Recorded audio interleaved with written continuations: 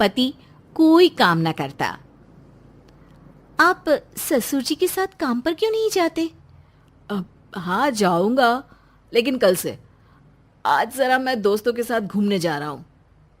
शशि के 2 बच्चे होते हैं, लेकिन रमेश का हाल वैसा का वैसा ही रहता है। एक दिन, सुनिए ना, बच्चा रो रहा है, इसके दूध के लिए पैसे नहीं है। अरे तो पिताजी से ले लो ना। क्यों? अगर आप में कमाने की क्षमता नहीं थी तो शादी क्यों की? तभी घर आई बड़ी ननद बोल पड़ती है। आहा हा हा, तुम्हारी माँ को साफ साफ कह दिया था कि लड़का ना कमाता है ना कभी कमाएगा। हम 4 बहनें हैं इसका ख्याल रखने के लिए, और पिताजी का इतना सारा पैसा, तुम्हें किस चीज की कमी रखी है? लेकिन थोड़े ही सालों में तकदीर बदल जाती है। शशि का ससुराल गरीब हो जाता है। सब बिकने के बाद शशि अपने पति, बच्चे और सास के साथ किराए के मकान में आ जाती है। मैं कोई नौकरी करना चाहती हूँ दीदी। अरे इतने बड़े घर की बहू थी शशि, तुम नौकरी करोगी? नहीं नहीं नहीं नहीं। नहीं करूंगी तो घर कैसे चलेगा? बच्चों को भी तो पालना है ना। तभी शशि का भाई आ जाता है। शशि, ये ले राशन का सामान, किसी भी तरह की कोई भी जरूरत हो तो बताना। भाई, अब मैं नौकरी करूंगी। देख बहन, वैसे तो मैं तेरे साथ हूं, लेकिन हाँ, मैं ये भी चाहता हूं कि तू अपने पैरों पर खड़ी हो जा। शशि को एक प्ले स्कूल में छोटे बच्चों को संभालने की नौकरी मिल जाती है।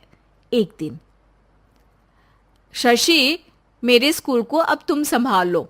मैं कुछ दिनों के लिए अपने बेटे के पास जा रही हूं। लेकिन प्ले स्कूल अकेले मैंने कभी नहीं संभाला है। अब ये सब मैं नहीं जानती।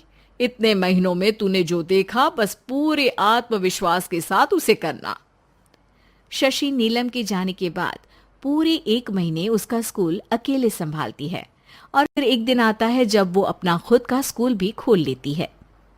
वाह शशि, तुमने आज मेरा सर गर्व से ऊंचा कर दिया। तुम्हारा यही आत्मविश्वास तुम्हें बहुत आगे ले जाएगा। नीलम, बहुत आगे जाने की चाह नहीं है, बस ये छोटा सा स्कूल मेरे बच्चों की अच्छी शिक्षा में मेरी मदद करे, यही मैं चाहती हूँ। शशि थोड़े थोड़े पैसों से ही अपना परिवार पाल रही थी। एक दिन उसके घर उसकी बड़ी ननद आती है। अरे भाभी, घर में कूलर तो लगा लेती, मेरी माँ को कैसे पंखे में लिटा रखा है। अरे तो शशि कौन सा एसी लगा कर सो रही है, वो भी तो यहीं रहती है ना मेरे पास। ज्यादा यहाँ आकर मेरी बहू को परेशान न किया करो। हाँ हाँ, मुझे भी शौक नहीं है इस छोटे से घर में आने का। मैं तो बस ये बोलने आई थी कि मेरे बेटे की शादी है तो ननिहाल का जो नेग होता है वो ले आना। हाँ हाँ, जितना बनेगा कर देंगे, और ना हुआ ना तो वो भी नहीं करेंगे। तभी शशि बोल पड़ती है।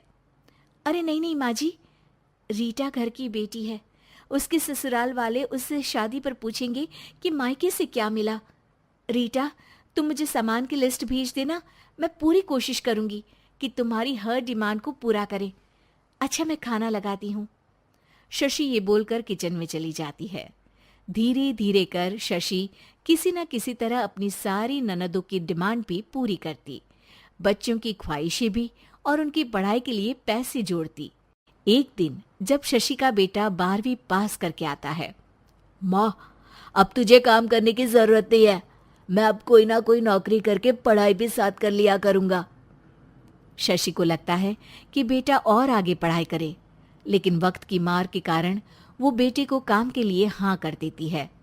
अब बेटा एक बैंक में चपरासी बन जाता है। लड़का देखने में तो बड़ा अच्छा है, अंग्रेजी भी पटर पटर बोलता है, फिर चपरासी क्यों? लड़का सारी बात मैनेजर को बता देता है।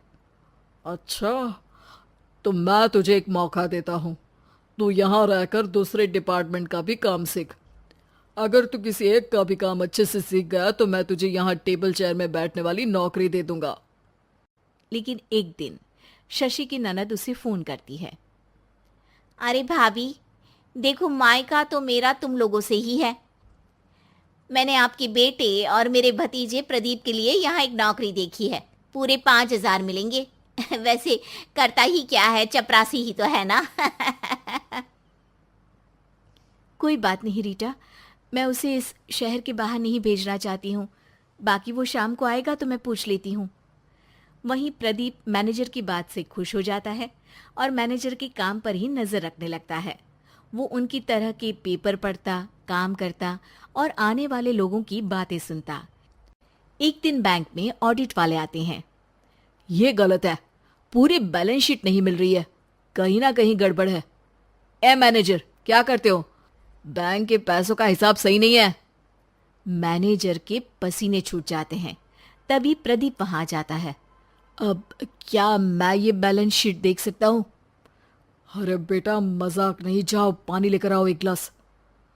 प्रदीप मैनेजर को पानी लाकर देता है और फिर ऑडिटर से कहता है, देखिए सर, मैं आपको बता सकता हूँ कि कैसे बैलेंस शीट को आप लोग गलत तरीके से जोड़ रहे हैं। ऐसा बोलकर प्रदीप एक एक कर सारे डाउट क्लियर कर देता है। अरे हाँ, ये तो पॉइंट हमने देखे ही नहीं थे। गुड, कौन है ये बच्चा? तभी मैनेजर बोल पड़ता है, अब हमारे यहाँ अकाउंट में नया आया है। ऑडिटर के जाने के बाद, वाह प्रदीप, आज तो तुमने मेरी नौकरी बचा ली। और आपने भी तो मेरी नई नौकरी लगा दी, अकाउंटेंट की। बस फिर क्या था, प्रदीप ने एक बार जो सफलता की सीढ़ी चढ़ी, बस चढ़ता ही चला जाता है।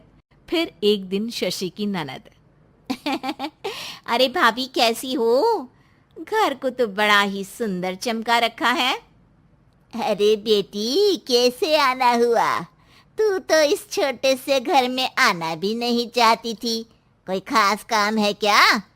अब हाँ, वो माँ, मेरा जो मजला बेटा है ना, वो अकाउंट से पढ़ाई कर रहा है, तो प्रदीप से बोलकर उसकी भी कहीं अच्छी नौकरी लगा दो ना। सास और शशि समझ जाते हैं कि कैसे पैसे आते ही लोगों के बात करने के तरीके से लेकर रिश्ते निभाने तक में बदलाव आ जाता है।